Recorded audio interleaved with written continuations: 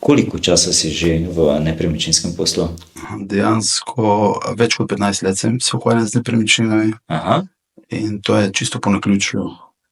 Sem jaz prišel v nepremičninski posel, prej sem delal v drugi branži, tako da dejansko, ko sem se znašel v vlogi prodajalca naše lastne nepremičnine ja. in to uspešno pol nekako zaključil, sem se prepoznal notri v tem. Zdaj si pa, Boris, že z nami 2 leti. A ne? Bi rekel, da smo tvoja pričakovanja izpolnili po teh 2 letih? Vsekakor ja, ker to, kar sem si pričakoval od nepremičninske družbe, Ja. sem tudi dobil. Dobil sem nova znanja, kar je najbolj pomembno, ker to se konstantno izobražujemo in pridobivamo znanja, ki jih prej dejansko nismo imeli. Vsak misli, da ve vse o nečem, in ko prideš, ko ti nekje odprejo vrata in ti povejo, kako dejansko prodajati nepremičnine oziroma jih prodati, prideš do te solucije, da si naredil pravi korak.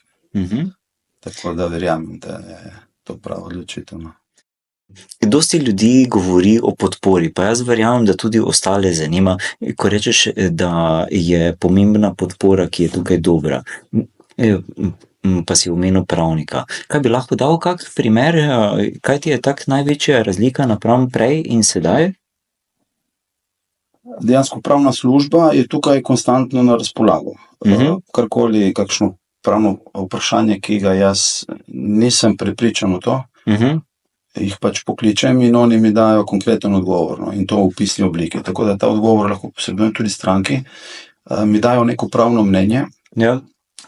na podlagi katerega sem jaz siguren, da pravilno stranki svetujem. In to je zelo pomembno, ne.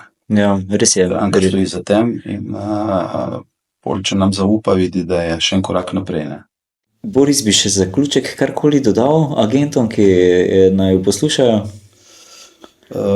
Ja, jaz bi povabil vse agente, da se nam kar z veseljem in z mirno dušo